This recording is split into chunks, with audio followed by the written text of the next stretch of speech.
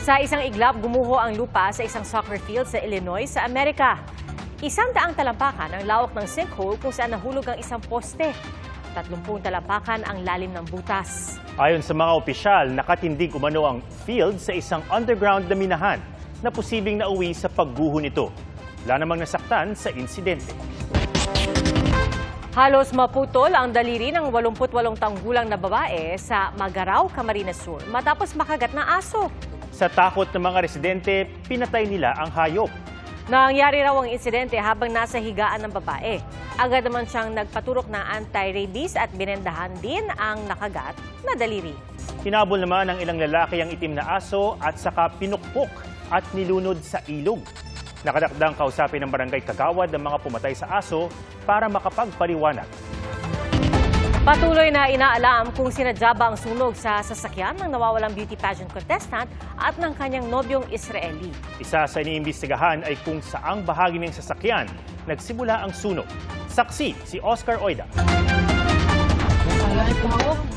Masusing pinag-aaralan ngayon ng Capas Tarlac Bureau of Fire Protection ang lumutang na video na ito kung saan makikitang nilalamon ng apoy ang SUV na sinakyan ng nawawalang magkasintahan na beauty pageant contestant na si Geneva Lopez at Israeli national na si Yitzhak Cohen.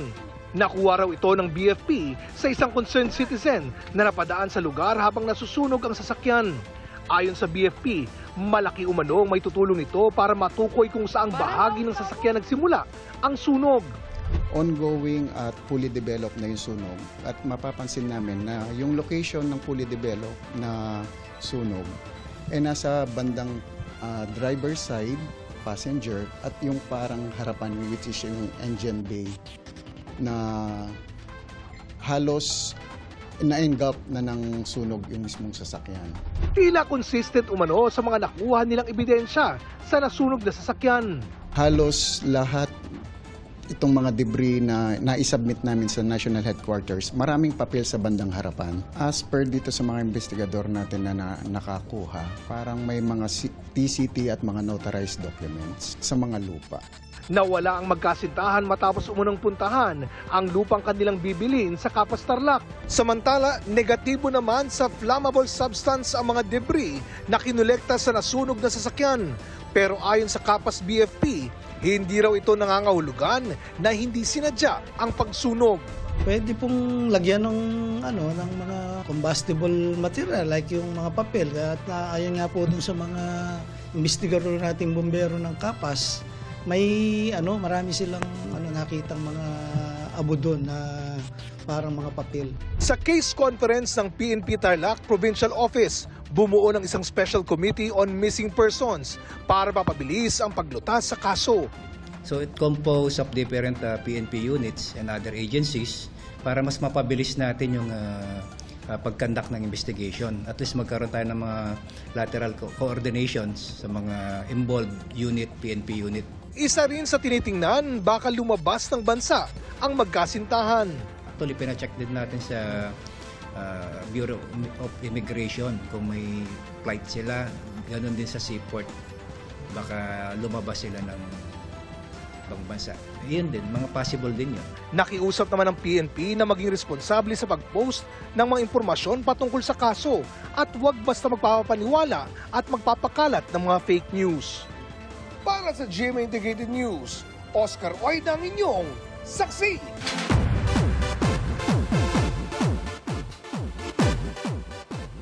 Kakaibang Lisa ng Blackpink ang nasilayan sa kanyang US music video na Rockstar. At si star for all seasons, Vilma Santos, inendorso para maging national artist.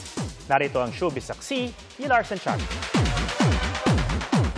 We wholeheartedly endorse the nomination of Rosa Vilma Santos Recto to the Order of National Artist for Film and Broadcast.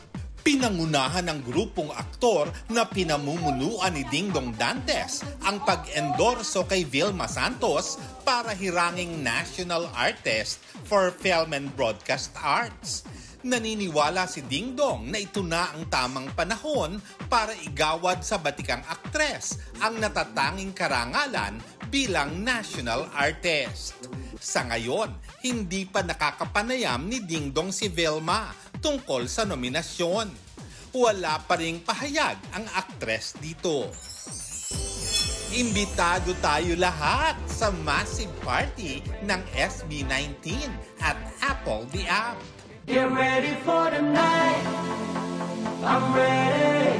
Yan lang naman ang hatid ng power collab ng dalawang stars na Ready. Kwento ng P-Pop Kings, masaya at very chill makatrabaho ang Fil-Am rapper. Wala raw dull moment sa shooting ng kanilang music video. Masaya rin si Apple sa naging outcome ng video para ipamalas lalo ang ganda ng Pilipinas. Get ready for the night. All eyes on Cat's Eye dahil nirelease na ang kanilang first single na debut. Siyempre, present dyan ang ating Pinoy Pride na si Sofia La Forteza na showcase ng bagong girl group ang kanilang strong vocals at groovy dance moves sa kanta. Sa isang part ng video, spotted pa nga ang lyrics ng song in Tagalog.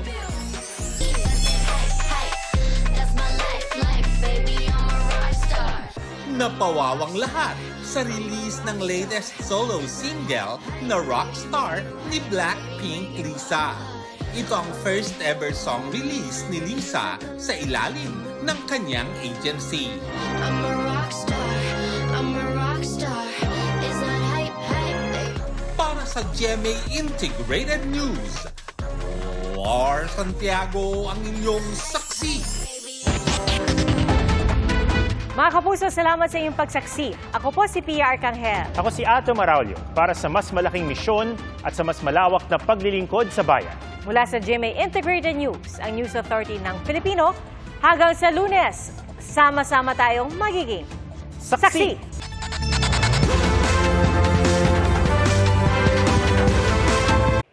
Mga kapuso, sama-sama tayong maging saksi. Mag-subscribe sa GMA Integrated News sa YouTube at para sa mga kapuso abroad, samahan niyo kami sa GMA Pinoy TV at sa www.gmanews.tv.